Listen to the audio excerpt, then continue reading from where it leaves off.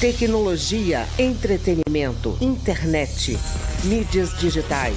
Papo de Futuro. Com Beth Veloso. É hora de conversar com Beth Veloso, jornalista e consultora legislativa da Câmara. Hoje vamos mergulhar no universo dos termos de uso das plataformas digitais e como eles impactam a nossa privacidade. É bom se preparar para um debate sobre dados pessoais na era digital. Não é isso, Beth? Exatamente, Claudinho, exatamente, ouvintes e também espectadores da TV Câmara. A gente vai tratar de um assunto que eu acho, assim, fundamental e que a gente não presta muita atenção. Os termos de uso, frequentemente, eles são ignorados pelos usuários.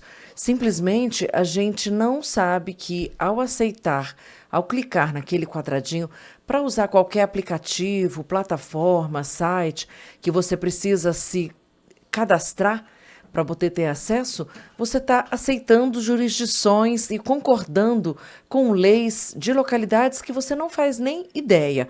Portanto, eu estou trazendo esse assunto e conversei com um especialista, que é o professor Nelson Remolina, sobre esse tema. A gente vai tentar aprofundar um pouquinho.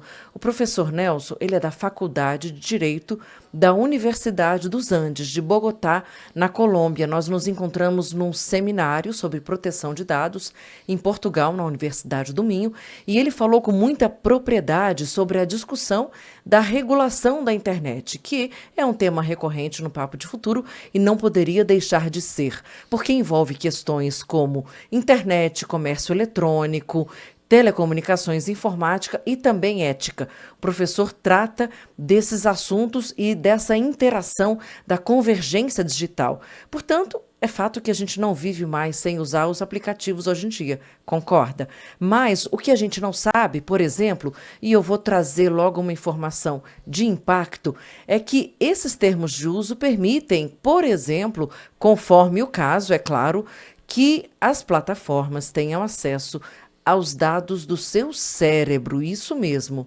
O que a gente quer dizer com isso? A realidade mostra que hoje, por exemplo, a gente tem estudos neurais, neurológicos, que estão monitorando toda a atividade cerebral.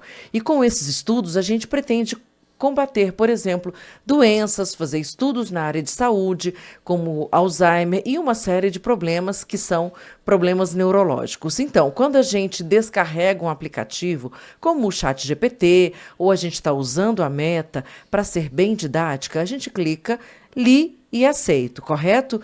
E aí a gente não espera e não sabe, não é informado o que vai acontecer. Primeiro que esses termos são bastante herméticos, longos, dificílimos da gente entender e com uma porção do que a gente chama de letras pequenas. Então, o professor Remolina me lembrou que há um estudo da Universidade de Colômbia, nos Estados Unidos, que explica que esses dados cerebrais eles podem ser decodificados a partir dessa neurotecnologia. E então, o que eles fizeram? Pegaram 20 termos de uso de várias empresas, né? As maiores empresas, obviamente, e descobriram que elas ali têm uma cláusulazinha, não importa qual é a extensão, que diz exatamente o seguinte: a informação do seu cérebro passa a ser das próprias empresas. E elas podem, inclusive, comercializar essa informação. A gente vai ouvir rapidamente o professor Nelson, que é colombiano, né? Só para a gente ter uma ilustração da gravidade do que ele está colocando. Vamos ouvi-lo. Me parece que ese es un ejemplo de cláusula abusiva. Un ciudadano no espera que la información de su cerebro, que es la más íntima, saber qué estás pensando, pues la tome una empresa y la utilice para lo que quiera o para comercializar. Eso es abusivo. Pois é, Beth, essa constatação acaba levantando questões importantes sobre privacidade, sobre propriedade dos nossos próprios dados. Como, por exemplo, na escolha do foro de julgamento em caso de uma ação judicial em contratos de consumo, por exemplo, ainda mais nessa era do consumo eletrônico, né? Por exemplo, é verdade que se você tiver um problema com o LinkedIn, você só vai poder processar a empresa lá na Irlanda, é isso? Exatamente, Cláudio, isso aconteceu comigo, impressionante. O que acontece? A escolha do foro pelas plataformas digitais, já explicando o que a gente chama de foro, é a área, enfim, a jurisdição, onde você vai poder entrar com um processo judicial quando você se sente lesado e reivindicar o seu direito. Portanto, nesses termos de uso, e a outra questão muito grave, que já é objeto, inclusive, de projetos de lei aqui na Câmara dos Deputados, essa é uma escolha feita pelas plataformas. Por quê? Porque os termos de uso são condicionados pelas próprias plataformas. Portanto, elas colocam ali o que lhes convém dentro da sua negociação comercial, dentro dos seus ditames comerciais, né? Então, acaba sendo uma relação extremamente unidirecional, ou seja, unilateral, que só prevalece o interesse da empresa. E, portanto, o Superior Tribunal de Justiça no Brasil, por exemplo, já tem uma posição consolidada de que algumas dessas cláusulas não são válidas, porque são, como o professor Nelson colocou, cláusulas abusivas. Mas isso entende que você primeiro tem que entrar na justiça para contratar o termo de uso e depois você pode, por exemplo, reivindicar que a empresa volte com o seu perfil, que foi removido de maneira arbitrária, sem nenhuma transparência, com uma total opacidade por parte da empresa, ou seja, sem revelar quais foram os motivos, sem o direito de defesa, sem o devido processo legal e uma série de questões.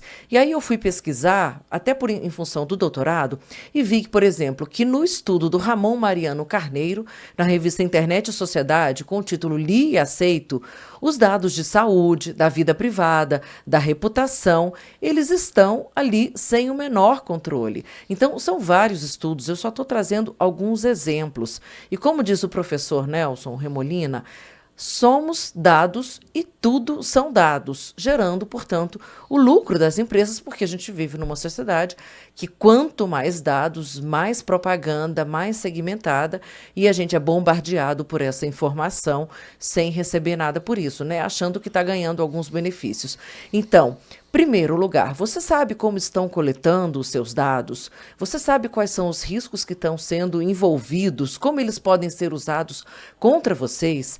Você sabia que os seus dados podem ser usados para criar perfis falsos, para cometer crimes, esses milhões de golpes que a gente vê, inclusive Pix, até, por exemplo, uma conta num CPF, né? E aí, em que vão fazer um empréstimo no seu nome, é um golpe que eu vi agora, e aí você tem que pagar aquele dinheiro, você acha que o dinheiro é seu, porque o empréstimo está no seu nome, mas na verdade você vai ficar com a dívida e vai devolver o dinheiro no nome do CPF de outra pessoa.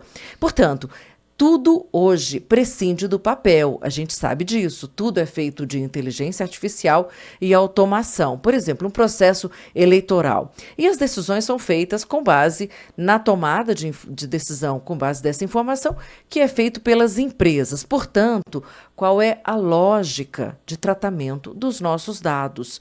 E isso envolve não apenas, gente, intimidade, mas também o trabalho, né, Cláudio? A liberdade, a sua reputação e também o processo de datificação da sociedade, que a gente precisa empoderar o consumidor com relação aos seus próprios dados. Vamos ouvir também, novamente, o professor Nelson Remolina, um pequeno alerta sobre isso. Por ahí dicen que somos datos y los datos son todo, porque pone de presente eso, la información nuestra como un insumo para tomar muchas decisiones. Entonces es importante que las personas estén pendientes de qué está pasando con sus datos, quién tiene sus datos, para qué se están utilizando esos datos y que un poco protejan esa información, porque si no exigen el debido tratamiento de esa información puede usarse en contra de la misma persona. Beth, então a gente pode concluir a partir de tudo que você já falou, que os termos de uso eles acabam protegendo as plataformas do risco de serem processadas, mas muitas vezes às custas do direito do usuário. Né? Então, assim, eu imagino que isso reforce a necessidade de maior transparência e de maior proteção legal para nós, consumidores. Exatamente, Cláudio. A gente está entrando agora na seara da responsabilidade civil. É uma relação negocial. Toda relação envolve conflito, envolve interesses diversos, às vezes até conflitantes. Portanto, eu pergunto aqui, por exemplo, como é que fica a questão das crianças, né, que estão ali com seus dados navegando? a gente falando da responsabilidade, o Marco Civil da Internet, as empresas, elas não são responsáveis pela informação que trafega. A responsabilidade é do usuário que postou aquela informação. Então, a gente sabe pelo artigo 19 que se houver uma ordem judicial, as empresas têm que remover o conteúdo e, assim, elas são responsabilizadas. E, geralmente, então, essas plataformas tendem a limitar a responsabilidade delas. Como? Exatamente com os termos de uso e as políticas de privacidade. E a gente está falando exatamente, né, de uma autorregulação, Claudinho. Se sou eu que escrevo a regra que eu vou ter que cumprir, obviamente que eu vou ser um pouco mais condescendente comigo mesmo, né? Você citou criança, né? Como é que a gente pode proteger esse público infantil desse sistema de coleta de dados que a gente já está vendo que não tem transparência e tem pouca prestação de contas para o usuário? Pois é, eu acho, Cláudio, que esse é o dado que mais assusta.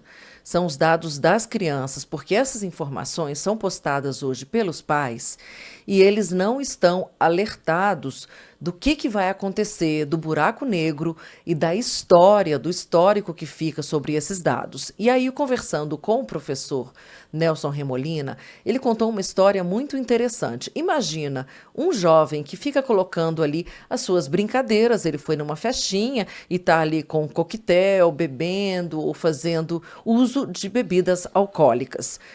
No caso de crianças, quando você crescer, e aí você tem a sua carreira, você estudou, você investiu no seu futuro, você virou um advogado especializado em proteção de dados, e o seu patrão, enfim, aquela grande empresa que você sonha, vai te contratar e ele busca na internet toda a sua vida, porque isso não é removido ali, e ele descobre aquele videozinho inocente, despretensioso, até infantil que você postou lá atrás. E o que o patrão decide? Não, eu não vou contratar essa pessoa. Não queremos pessoas aqui no nosso quadro que não tenham uma responsabilidade com o uso de álcool, mesmo que você fosse ainda uma criança. Portanto, gente, essas coisinhas da cotidianeidade, ou seja, banais do nosso dia a dia, que aparentemente não causam danos, elas vão sim poder ser usadas contra você no futuro. Inclusive, boa parte dos profissionais do futuro, que são as crianças de hoje, prevê o professor Nelson Remolina, com base em estudos, vão perder muito esforço e contratar e gastar muito dinheiro contratando advogados para remover todos esses conteúdos de meme, de brincadeirinhas, né, de esquisitices que a gente faz porque quer viralizar, quer ficar popular, quer ter aí os seus 5 minutos de glória, para remover esse conteúdo da internet, porque a gente também não tem uma política, é bom lembrar, sobre direito de arrependimento, direito à privacidade, à intimidade. Eu ontem estava ouvindo um podcast que dizia o seguinte: gente, o seu maior poder é a sua intimidade. Você pensou nisso? Que a gente está entregando de bandeja? Então, e essa ética corporativa, ela também não está consolidada, embora seja fundamental, né? Então, cada ação na internet envolve milhões de pessoas, né? A gente precisa empoderar os usuários e a educação, ela começa justamente em casa, porque os pais estão postando, porque acham tudo muito bonitinho, né? Depois não sabe que tem que ir para a justiça para remover uma foto de um filho que virou um meme. Este foi o Papo de Futuro com a jornalista e consultora legislativa Beth Veloso. Você pode enviar sugestões de temas, críticas, sugestões para o WhatsApp 61 99978 9080 ou para o e-mail papodefuturo@câmara.leg.br. Beth, muito obrigado mais uma vez pela sua participação. Isso mesmo, gente. Vamos pensar antes de postar. Uma ótima semana para todos.